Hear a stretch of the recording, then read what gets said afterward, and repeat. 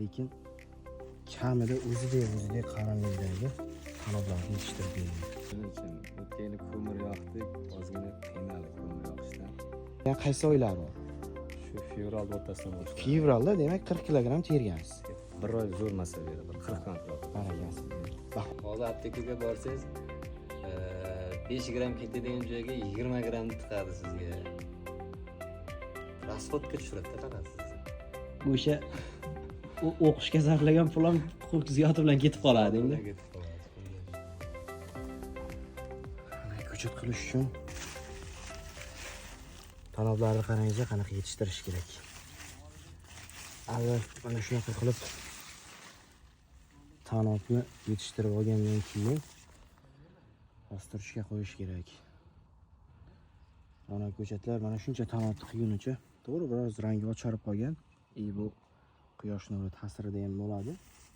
Kuchliligi hisobiga, lekin kamida o'zidek qaramlikdagi tanoblarni yetishtirib beradi.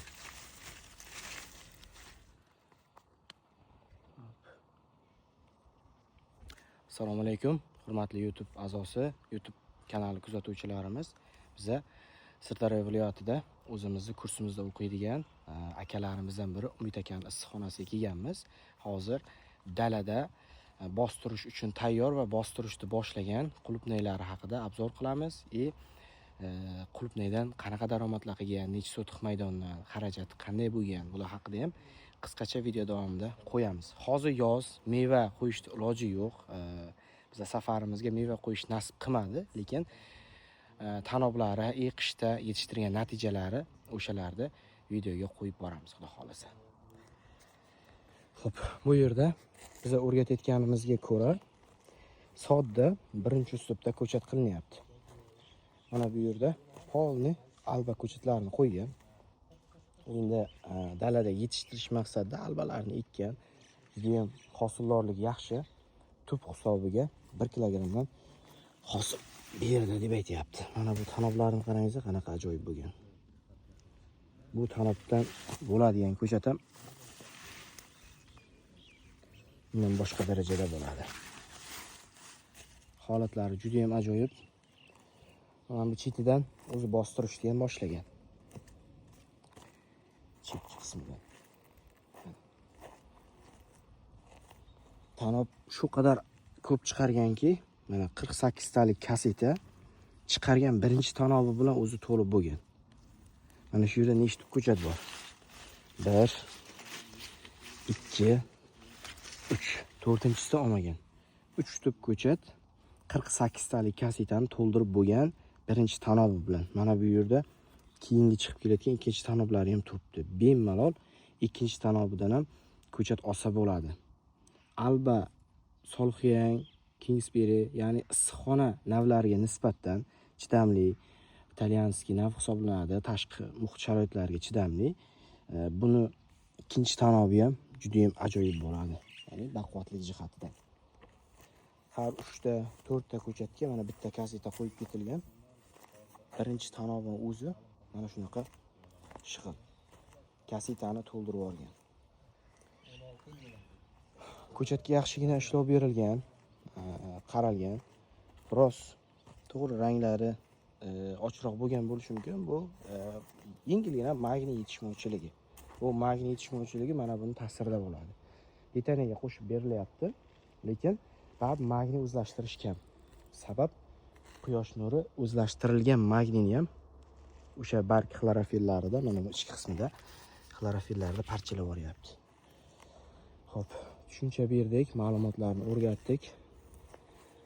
Yoz juda ham issiqligi hisobiga 55 emas, 80% to'r tortadi va magniyni o'sha dozadan o'zgartirmagan holatda, misol 50-60 ppm bergan taqdirda ham xudo xolasa bunaqa yetishmovchiliklar bo'lmaydi. Holatlarni o'zlaringiz ko'rib turibsizlar. Shunaqa holatda qulupnay tanob uchun qoldirilgan. Umid aka, keling. O'zingizni ham ko'rsataylik. Biza ko'rsatishdan oldin ham menimcha 8 ta kanaldan chiqdingiz aka. Sirdaryoni natijalar bilan portlatib yubordingiz. Umid akani o'zi. Qadrdoshlar, yaxshimisizlar? Mana ustozimiz Ulug'bek sayohatgacha birinchi bizga ketdilar. Xursand bo'lib, mana ozgina hangama qildik dasturxon ustida. Mana endi kompostlarni o'rgatyaptilar, ko'rsatyaptilar. Umid aka, sizga savol. Mana bu yerda menimcha shu yil foydalangan issiqxonangiz, to'g'rimi? Maydoni 4 sotixmidi? 4 sotix maydonda mana kilyonkasi bilan turibdi, issiqxona qilgansiz. Xo'p, bu yerdan ham issiqxona qilmoqchisiz, ha? Mana shu yasalib boshlangan. Shunday. Bu yerga qanaqa uslubda ekasiz? Bu yerda gidrofonikani shaqa ko'chirmoqchiman o'z issiqxonadan bu yoqqa. Bu yerda yerga ekmoqchiman. Nima uchun bunaqa qilmoqchisiz? Ikkita polni issiqxona gidroponika qilsangiz-chi? Endi to'g'risini aytsam, shu gazga ruxsatnoma olganmiz. Shu bitta issiqxona uchun olganmiz-da. Ha, tushunarli. Shuning uchun o'tgan yili ko'mir yoqdik, ozgina qiynaldik ko'mir yoqishdan. Asas shu. Issiqxona ikkalasi ham bo'ladi. Faqat bu isitish tizimli gidroponika, koreyskiy qulupniylar. Shunday. Albalarni unisida 4 sotixga joylashtirasiz, yer sharoitida. Yer sharoitida bo'ladi. Xo'p, nima uchun aynan alba ko'chatini tanladingiz? Alba ko'chatini tanlashimdan maqsad bu hosildorligi kuchli ekan. Endi YouTube'lardan ko'rganda 1 kilogacha hosil berar ekan.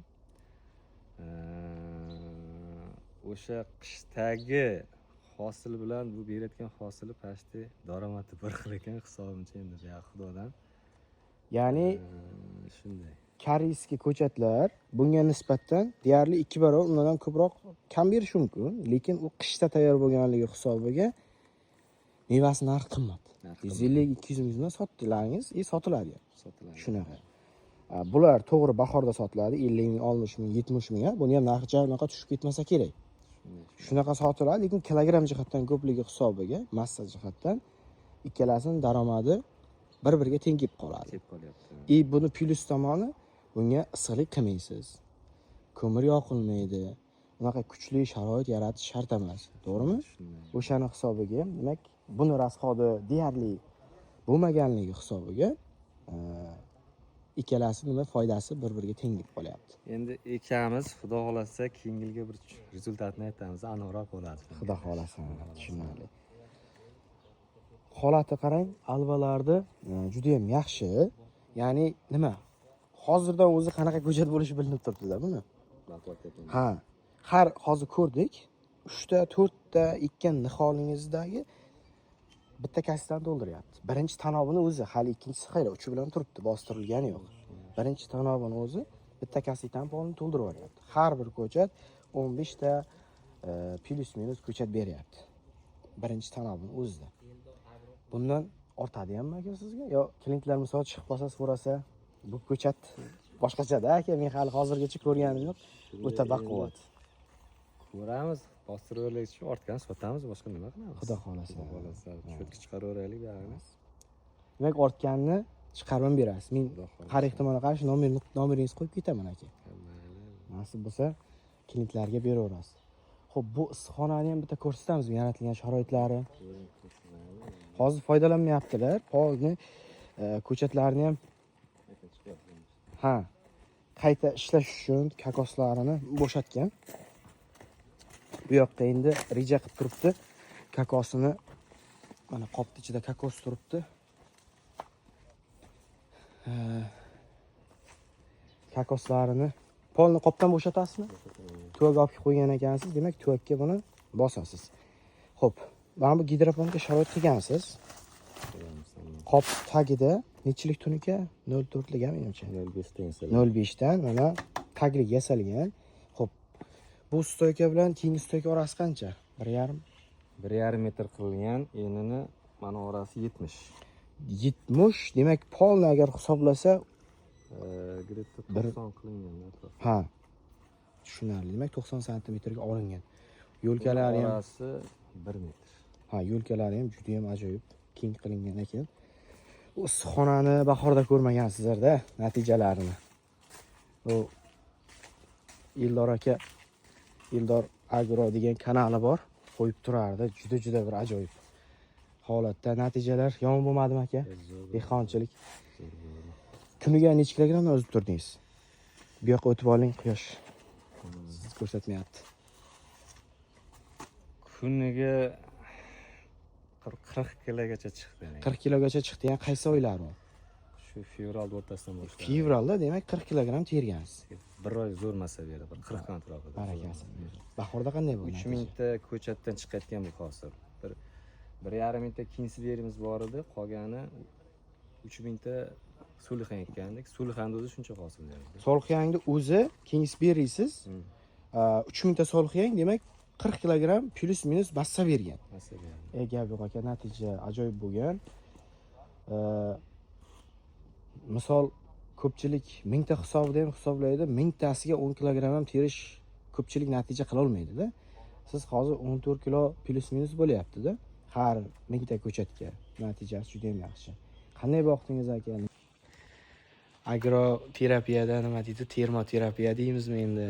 Temperatura вообще baland, telefonim o'chib qoldi issiqxona ichida. Shunga suhbatimiz bo'linib qoldi. Biza hisob kitobiga kelgan edik. Qancha daromad qildi, nechta ko'chat? Eslaringizda bo'lsa, 3000 ta ko'chatdan har terimda 40 kilogrammdan tergan ekan. Umid aka, qancha rasxod qildingiz? Daromad qanaqa bo'ldi aka? Qisqacha ma'lumot bering. Daromadimiz 100 million daromad qildik. 100 million daromad qildingiz, ha? Eksa bo'ladimi aka? Ha, eksa bo'ladi. Eksa bo'ladi. Bozordan muammo bo'lgani yo'q. Olgan odamlar ham xursand bo'ldi. Haligacha so'raydi o'tmay. Hozirmi? Hozir ham so'raydi. Endi kuzda beramiz endi. Ha, barakasini bersin. Demak, o'sha 4 sotiq joydan 100 million so'm daromad qilgansizlar. Barakasini bersin. O'sha 3000 ta Kingsberry qanaqa bo'ldi aka? Kingsberry ham zo'r bo'ldi. Hosili bir donasi 150 shu atrofida gramm ko'rsatdi. 100 grammligi bor. Zo'r. Faqat shu olgan odam yeyish kerak xolos. Ha. Savdosi qanaqami? Savdosi ham yaxshi ekani. Bu talab aslida sulxanga bo'ldi. Solxiyanga. Demak, ba'zi tortim bo'yicha xalq ham o'rgangan solxiyang yaxshi. Sulxan yaxshi. 3-4 kun olib sotarga ham 3-4 kungacha bozorda turib beradi. Chidamlilik jihatdan solxiyang ancha turib beradi ularga nisbatan. Sotib ko'rgan mana Umid aka o'z fikrlarini bildiryapti. Demak, o'sha 4 sotiqdan to'g'ri tanlov qilib, to'g'ri yetishtirsa, xohlasa 100 million so'm plus minus daromad qilsa bo'ladi. Ko'p ham daromad qilsa bo'ladi. Ko'p ham qilsa bo'ladimi? Nimaga 100 million bo'lib qoldi agar? Chunki boshidagi shu changlatish muammosida bo'ldi. Muammo bo'lib qoldi. Birinchi, ikkinchi kunlarda, uchinchi kuni ham changlantolmay qoldik. Ozuqalarda muammo bo'ladi? Ozuqadan muammo bo'lmadi. Mana siz bilan tanishdik. Kursingizga yozildik. Shu bilimlarimiz orqali o'zimiz ozuqa tayyorlab yetishtirdik. Yomon bo'lmadik. Kurs qimmatlik qilmadimi aka? Ilmni arzoni bo'lmaydi. Ilmni qadri baland bo'lsa, puli baland bo'lsa, o'shanga inson shuncha pul to'layapman deb naborot harakat qiladi o'qishga. Uni arzon qilib qo'ysa hech kim o'qimaydi. Xuddi shunday. Misol hozir bu yerga agronom yo'llab, agronom ishlatib, natija qilsangiz ham bo'ladi. O'sha 100 millionni daromad balkim oshiq ham bo'lishi mumkin, kam ham bo'lishi mumkin, qilishingiz mumkin edi. Lekin o'zingiz shuni o'qib o'rganishni talab qildingiz, o'rgandingiz. Mana kursga misol yangi yildan beri 6-7 oy o'qiyapmiz. 900 ming so'mdan to'lagan bo'lsangiz ham 5-6 million so'm rasxod qildingiz, to'g'rimi? Ilm uchun, endi mana shu yetishtirish uchun. Bahonada ko'chatlaringiz ham yaxshi bo'ldi, yetishtirish ham zo'r bo'ldi. Mana daromadi ham o'zi aytib turibdi. Endi siz to'lov qilishingiz shart emas, agronom ishlatmaysiz. Bir umrga yetarli texnikani, bilimni o'rganib oldingiz. To'g'rida dori qanaqa dori, nimaga ishlatiladi, shularni bildik desam ularni. Hozir aptekaga borsangiz 5 gram ketadigan joyga 20 gramni tiqadi sizga. Rasxodga tushiradi faqat sizni. O'sha o'qishga sarflagan pulim ziyodi bilan ketib qoladi endi. Ketib qoladi. Yashang. O'qish kerak, o'qishmasa bo'lmaydi. Ilmni narxi past bo'lsa, qadri ham past bo'ladi. Bo'lmaydi. Menimcha unaqa qimmat ham emas kursimiz. Oyiga To'g'risi o'zim soham elektrik. Yaqinda bitta kurs ochildi. Umniy dom aql uyida nimasi. 200 ming so'm baholabdi kursini. Bunchalik narxi unaqa bu kasbni narxi 200 ming bo'lishi kerak emas. Men o'zim juda past narx baholab berdim. To'g'risi. O'zingiz yo'nalishingiz bo'lgani uchun. Unaqa bo'lishi kerak emas. Bu kasb orqasidan odamlar tirikchilik qiladi. Bunaqa past baholash kerak emas deb o'ylayman-da. Sifati biroz tushadi-da. Ma'lumot o'rnida aytib o'tay, kursimiz ham to'g'ri summasi bor, lekin unaqa qimmat emas. Oyiga 900 ming so'mdan, xudo xolasa, mana shu sezon boshlanayotganda avgust 20larida bitta kurs ochishimiz rejada bor. Inshaalloh, uspit qilsak bu narsani qilamiz.